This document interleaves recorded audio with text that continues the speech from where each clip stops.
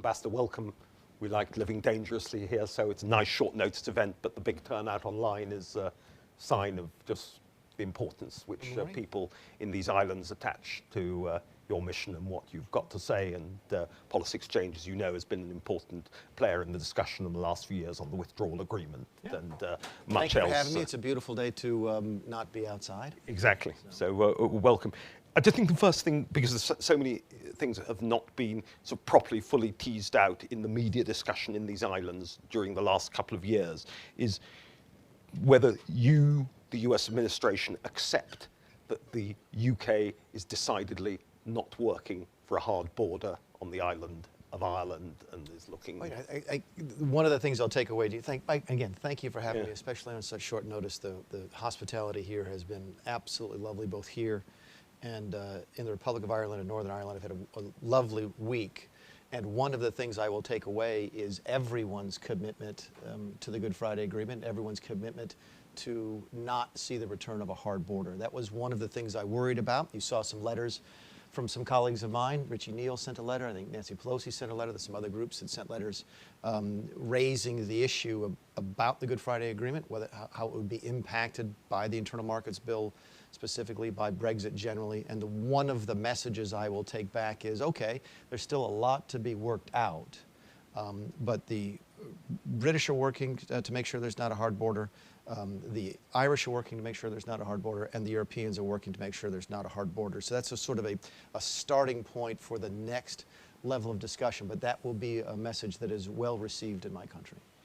And in terms of the UK, the acceptance that the UK government is strongly committed to the UK, to the Good Friday Agreement, the parts of it I think that are particularly important here and people are interested in affirmation on is the whole question of the consent principle, is that the 2018 withdrawal agreement didn't properly reflect the consent principle of the consent of the Parliament and people and all of that. It was very, very top down, and that the new arrangements are sort of more bottom up, as it were, and reflect that aspect of the Good Friday Agreement of '98. Certainly the withdrawal agreement has filtered through to my discussions this week, as it should. It's one of the reasons that I'm here.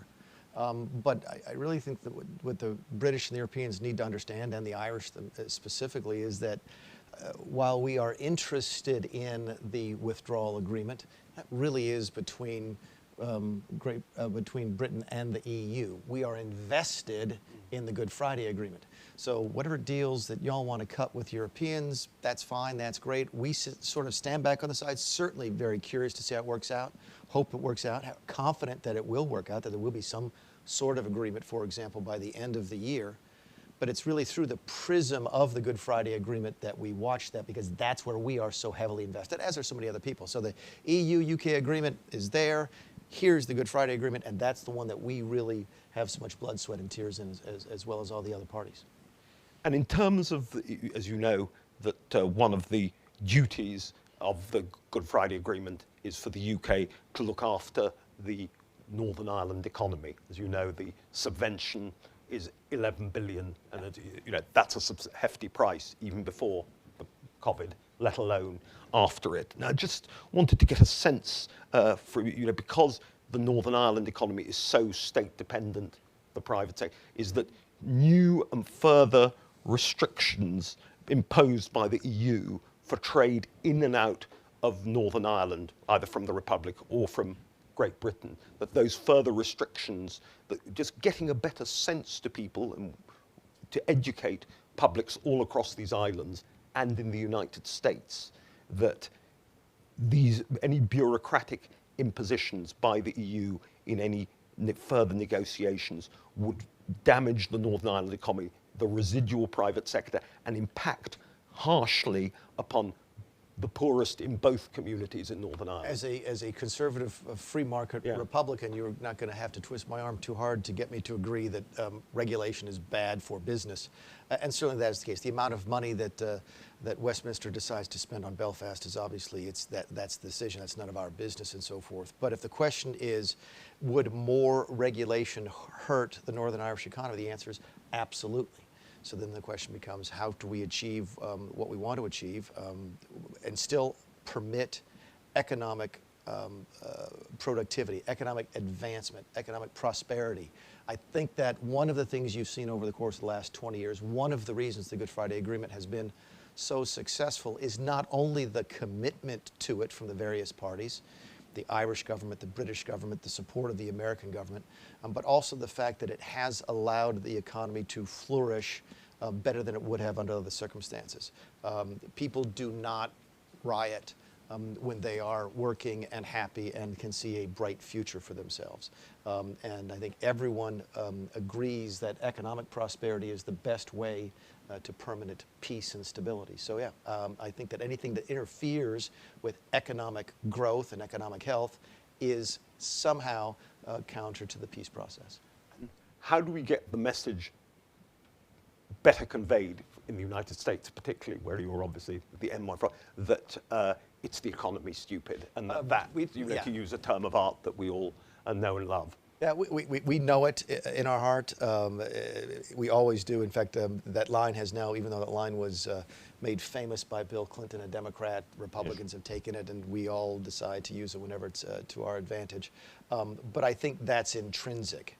So when I talk to Richie Neal, who's a friend of mine, he understands the importance of economic development. When I talk to Peter King, the Republican head of the Irish caucus, we all know the same thing.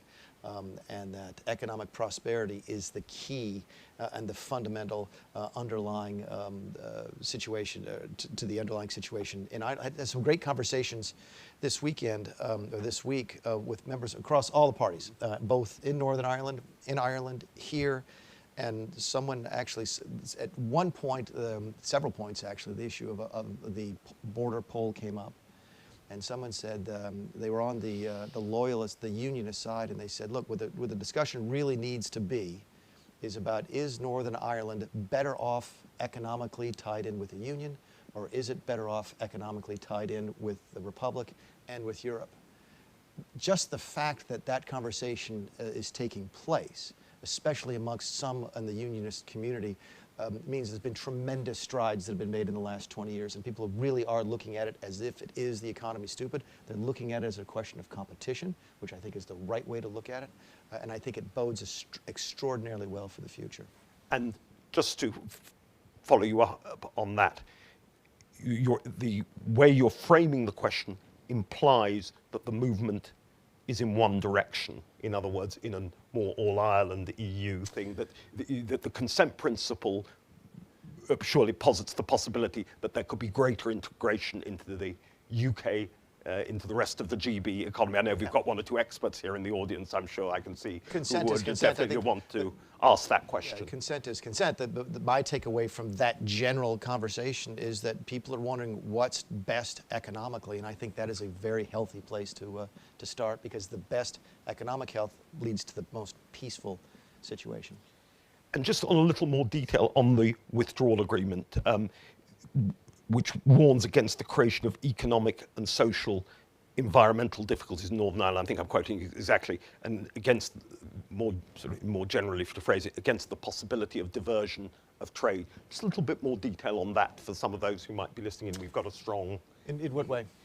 Those specific bits in the withdrawal agreement that seek to flag up difficulties in those areas in the environment. Again, the withdrawal agreement, while it was relevant to the conversations, was not why I was here. I was here, in fact, I've been trying for months, Dean, to get here. COVID did not allow it to happen.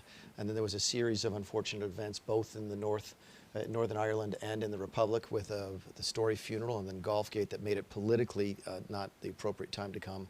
But it was really the introduction of the Internal Markets Bill a couple weeks back that sort of opened up everybody's eyes to the possibility of having me come over to talk it through, because there was some misunderstanding, some overreading, some underreading, and have a chance to come in and sort of work through it together, which I see as one of the critical roles of my position.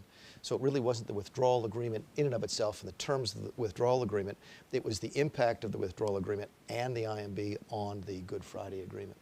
Got you. Thank you. I see quite a few people in the audience here. Some people trying to catch my eye. I think we open questions, a few minutes, all on the record. usual policy exchange house rule, no question too outrageous. They just have to state their name and organisation first. Yes, gentleman there in the front row. If you just state your name and organisation and remove your mask and speak in... Jonathan Kane, House of Lords. Ambassador, you're very welcome. I speak as somebody who until July last year had spent the previous 9 years visiting Washington, New York quite regularly with government ministers and trying to impress upon Irish American audiences, in particular, our credentials when it came to preserving and upholding and implementing the Belfast Good Friday Agreement. I'm a veteran, I think, of about 20 meetings in Richie Neal's office, which for a Conservative politician here is quite a record. And particularly in the post-Brexit era, post-referendum era, I would come back here and impress on colleagues and say, have you ever heard of Richie Neal? And people like Brendan Boyle and so on, to which the answer was invariably no. I said, well, you might want to do a bit of mugging up, because in the context of a UK-US trade deal, these people will become very important. And I think one of the things that's not readily understood here is the role of Congress and the chairman of Ways and Means and the influence that they have over trade deals. And I just wondered if everybody assumes if the president says there'll be a trade deal, there'll be a trade deal. And I just wondered if you'd like to say a word or two about the role of Congress and Ways and Means in particular in this process towards something that we all want to achieve, which is a comprehensive UK-US trade deal. Which is, again, that's the one agreement that I haven't mentioned that I should, and I've been remiss in doing so, is that US-UK free trade agreement is one of the centerpieces of our trade policy right now. It's one of the centerpieces of our foreign policy right now. I think they just wrapped a fourth or fifth round of discussions yesterday or today. I've honestly lost track of what day of the week it is over here. But the way it works in our system is that the agreement would be negotiated by the U.S. Trade Representative. That's Bob Lighthizer, who works directly for the President of the United States. He's a member of the West Wing. And then it would have to go to the United States Congress for approval. If tradition holds, and I would expect that it would, that bill to approve any trade agreement between our two nations would be taken first to the House Ways and Means Committee. Richie Neal, because the Democrats currently control a majority of the House, is the chairman of that particular committee, who would have almost complete control over the process by which that proposed piece of legislation is considered. So Richie Neal, in addition to being a good guy, even though he is a Democrat, is an important part of this process. And I think for that reason, when he issued the statement, even as much as the Speaker Pelosi's statement last week, and he and the Speaker were very, very close. But my guess is she wrote her statement in order to buttress his. He was simply saying, look, we care so much about the Belfast Good Friday Agreement. We care so much about the absence of a hard border on the island of Ireland that we are willing to make it part of the discussion of the UK-US free trade agreement. By the way, that is a true statement. That is a true statement. And that's not at all inconsistent with what you saw Secretary of State Pompeo say when Dominic Raab came to visit last week. Okay? There's simply a difference of where each of them are looking at it on their perspective. The administration believes just as much in the Belfast Good Friday Agreement as does Richie Neal. In fact, I think you saw Bob Lighthizer may have testified as much to one of the Senate committees last week. It is central. There's a wonderful passage in one of your newspapers a week or two ago. I don't know who it was, but I give them full credit. They said, really, there's only two things left in Washington, D.C. That are truly bipartisan. One is sort of a mistrust of China, and the other is seeing a peaceful island of Ireland. Those are things that unite the parties in ways that other things do not. The two positions that Richie Neal took, that I'm saying here, speaking about today, that Bob Lighthizer has talked about, are not inconsistent. We're just at different places on the continuum. What we're saying is, we've read the Internal Markets Bill. We can see how maybe under certain circumstances it might, in the future, create a challenge to the Good Friday Belfast Agreement. But we're not there yet, so we're encouraging everybody to wait and see how things shake out. And we're here in the meantime to let everybody know of our interest in that particular topic. I think what you saw Richie say is, well, if there's a threat to the GFA, then it will impact the US-UK free trade agreements. Again, different tones, different points in the time continuum, probably, at the end of the day, the same message. Thank you. And if I just ask everybody to put up their virtual hands, I know there'll be an awful lot of people want to come in on this very interesting discussion. Gentleman there wanted to ask a question. You just say name and organisation at the back. Hi, Ambassador. It's James Kanagazorian from Hanbury Strategy. Thank you very much for your time today. My question is more of a cultural one, which is, as a member of the centre-right, I am very cognizant of the fact that a lot of people, particularly younger people, are less cognizant of the relationship between America and Ireland. I think, for example, just to give you an anecdote, I don't think that huge numbers of people would understand the story of de Valera or understand just the whole sweep of history and the relationship. And actually, a lot of people have been caught unawares by the reaction in America and the understanding about the legacy of even someone like Bill Clinton and the kind of Good Friday Agreement, Belfast Agreement. And I was wondering what your thoughts were on that and how that happened and how that institutional memory was lost and how people didn't understand that. I can't speak to how it was lost. I will speak to a little bit about where it stands today. I got asked just an awful question by a reporter when I was in Belfast. I can't remember who it was, so I won't say who it was. If I remembered, I'd tell you, but I can't. And they said, look, at the end of the day, when it comes down to it, who will America choose, Ireland or the UK? A preposterous question. Okay? These are two of our closest friends in the entire world. One is the mother country in terms of our culture and our language and our history, and the other one, quite literally, is mother to 40 million of us. I mean, so we don't get any closer than to the UK and to Ireland. Every time I say that, the Australians get upset, but they're further away and they're not here today. So we work really, really hard to make sure that we never make those choices, because those are the types of choices you cannot make. You can't choose between your two best friends. So that's not the business we're in. We're in here to simply make sure that to the extent we can help work out items, for example, in Northern Ireland, if we can do that, as we were able to do with the Belfast Good Friday Agreement, good for us. If there's places where it's really none of our business, as within the withdrawal agreement, we're happy to stand back and get out of the way, because despite what you might read about us in the press, we're not interested in being involved in everybody's business all of the time. But I do think your point is well made. There's a very strong cultural connection between the U.S. and Ireland. I think 40 million of us trace some sort of Irish ancestry. I'm one of those, although don't tell anybody. I'm actually more Polish than I am Irish. But at the same time, that does not diminish the very strong, of course, the words we use, the special relationship between us and the UK. We work hard to make sure these are two very closest friends and allies under various circumstances. Everybody gets along and everybody benefits. But Richie Neal and his reaction would not be alone. There was a reason, for example, that the Speaker of the House took the time to supplement that statement with her own, because it is a very important relationship for folks back home. Richie Neal's district may be a majority Irish American. Brendan Boyle's district may be a majority Irish American, and those are only a small list of folks who would be impacted politically by the Irish American presence. There's a strong case to be made. In fact, it's being made right now in the press in the United States that the Catholic vote, not just the Irish Catholic vote, but the Catholic vote writ large, may end up being the swing vote in this election because of geographically where they're located. Pennsylvania, Michigan, Ohio, Wisconsin, and such. So, yeah, I would encourage anybody who is interested in that to spend some time understanding the history, because it's not just history, it is actually present day as well. Had somebody texting me from Belfast to ask a question of you just in this respect. Sure.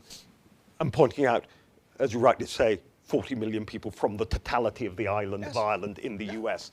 Many of them, of course, from Scotch-Irish and non-Catholic backgrounds. By that measurement, as he's pointing out, Ronald Reagan and Richard Nixon. It is an excellent point, because I think today people always assume that the Irish-American community is associated heavily with the Republic of Ireland. Not the case. Keep in mind that the overwhelming majority of folks who emigrated to my country would have come during the first and second potato famines. Now, clearly, immigration continued before and after that, but that was before the partition of the island in 1921, 1922. So, yes, that's exactly right. The Irish-American community doesn't often distinguish between the Republic and Northern Ireland. We just know we really, really didn't like it when people were killing each other because we saw this as being an extended part of our family, which is why we were so heavily invested in the Belfast Good Friday Agreement. And the follow-up question which my interlocutor had is perhaps it's an Emerald Isle triumphalist point in a sense, which they were asking about, was in Washington, the successive Irish embassies for a country much smaller than the UK has been far more effective at putting the Irish message across than successive British embassies have. I'd just be interested in that disparity. You'd think, looking at it, that Ireland, in that sense, in terms of impact in Washington, was the giant, and Britain was the small entity by comparison. I'd just be interested to reflect on it. You've been a congressman. Yeah. How do we explain this disparity? In a sense, I suppose what my question is asking is, what are the Brits doing wrong? No, and I'm not going to answer it that way, but I will give a straight and I hope is a fair and honest answer to your question. I won't be politically correct and say everybody has a great job, because everybody does a great job, but let's face it, yes, the Irish, for whatever reason, I'm talking now about the Republic of Ireland, have a tradition diplomatically of punching above their weight. Not sure why, but they do. I think they just earned a seat on the UN Security Council, which was a tremendous boon for them as a nation. So, yeah, they have particularly capable folks, not just the ambassador. It's folks who work the system, understand the system. Many of them have studied in the United States during their university years, so they know folks there. That's not to say the Brits or the Germans or the French do a bad job. It's just, face it, some folks are more successful in their efforts, and I think the Irish over the course of the last generation have been very, very successful. I have nothing but the highest regard for the two ambassadors that I work with. I know that Sir Kim left under unfortunate circumstances. I've not had that much time to work with the new ambassador now because Ms. Pierce, because of COVID, and I've had to leave Washington, D.C. But I saw no major shortcomings, no major deficiencies in the British outreach in the United States of America. In fact, I can name 10 countries right now that they do a much better job at. But I think it would be fair to say if you went down the list with a group of American lawmakers of whatever historic background and said, put these 20 countries in their most effective outreach, Ireland would be near the top every single time. Thank you. We've got time for just two last questions. Perhaps if we take them as a and by the way, I want to take a little extra time to respond to that person and let them know that I tried to get to Andrew Jackson's parent birthplace in Northern Ireland this past week. It's Tyrone, isn't it? I can't remember where it is. Carrickfergus is what on the ticket. Carrickfergus, my apologies. And the reason I want to know, or I want to go, is that his actual birthplace is half a mile from my house. So the family is from Northern Ireland, and he was born, my children actually competed against the Andrew Jackson High School team in high school. So Andrew Jackson is a big part of my local area, and I'm looking forward to seeing where his family came from. Very good, thank you. It's just, if we take the last two questions as a pair, if you don't mind, just because time is limited. Sure. Gentleman there. Name and organisation, please, if you just state your... Hello, Graham Gudgeon, Policy Exchange. Ambassador, we're most grateful for you coming across and then engaging with us, so thank you very much for that. As you probably know, Lord Trimble, architect of the Good Friday Agreement, Nobel Prize for it, obviously, takes the view that it wasn't Brexit that damaged the Good Friday Agreement in any sense, but it's the withdrawal agreement. In his colourful phrase, the withdrawal agreement and the protocol drive a coach and horses through the Good Friday Agreement. I wonder if for a British audience you could explain why much of Irish America appears to believe the opposite. And just if I just ask the other question, because I know your time, too long. Sorry, we need the mic. Name and organisation, please. Ambassador, thank you for coming. My name is Austin Morgan. I'm a lawyer, and I think I know something about the Belfast Agreement. I have a question. Do you think the Democrats in the House of Representatives will continue to put partisanship and sentiment for a notional Ireland against the national interest of the US government in having a free trade agreement with what is still a big economy, namely the United Kingdom? Let me see if I can deal with part of each one of them. I'll deal with the second one first. As I mentioned before, I do not believe this issue to be partisan. And trade generally is one of those rare matters in my government that splits the parties. So trade agreements, if you go and you look at the vote on trade agreements, very often they do not follow party lines. It's a fascinating part of our politics. And I do not see them as again, we're not trying to choose one or the other. I think Richie Neal and a group of bipartisan members of the House, and to a lesser extent the Senate, you don't hear as much about them because they're not chairman of the Ways and Means and they're not as vocal as Richie, are simply interested in seeing the peace and prosperity that was purchased by the Good Friday Belfast Agreement to continue. Okay? And that is going to be my transition to this question about the impact of the withdrawal agreement and why we see one as one and one as not the other. And I guess the history, part of it is history, part of it may be practicalities. I think the starting point there is that everybody believes that if there's a hard border up against, between Northern Ireland and Ireland, we pretty much know what that leads to. We're not as clear, maybe certainly historically, as what happens if you draw a type of border in the Irish Sea, which is one of the ways that folks have described the protocol and so forth. That's not as tangible, perhaps. We're not sure what happens with that. Maybe that's an answer. I'm trying to give an honest answer to your question, is why do we see one way and one the other? I fully acknowledge your point, which is that the Good Friday Agreement in its text specifically represents the integrity of the United Kingdom, and the point I think you're making is that the withdrawal agreement violates a certain part of that because it doesn't respect the absolute integrity of the United Kingdom. I get that. I think that point is well made. I certainly think a reading of the document bears that discussion out. But your question was about my country, and I just think we know one, and we know we don't like it. The other one is new and different, and we just know very much that we don't want to see things go back the way they were before the Good Friday Agreement was signed. Thank you. Thank you for the spontaneity. Thank you. Welcome, most welcome on our platform. Thank you all of you for coming, and look forward to welcoming you back. This is not the last intervention that we'll have in these matters, discussion or indeed set of policy proposals, and much more to be said, and look forward to welcoming you all back soon. Thank you, Ambassador. Thank you, Steve.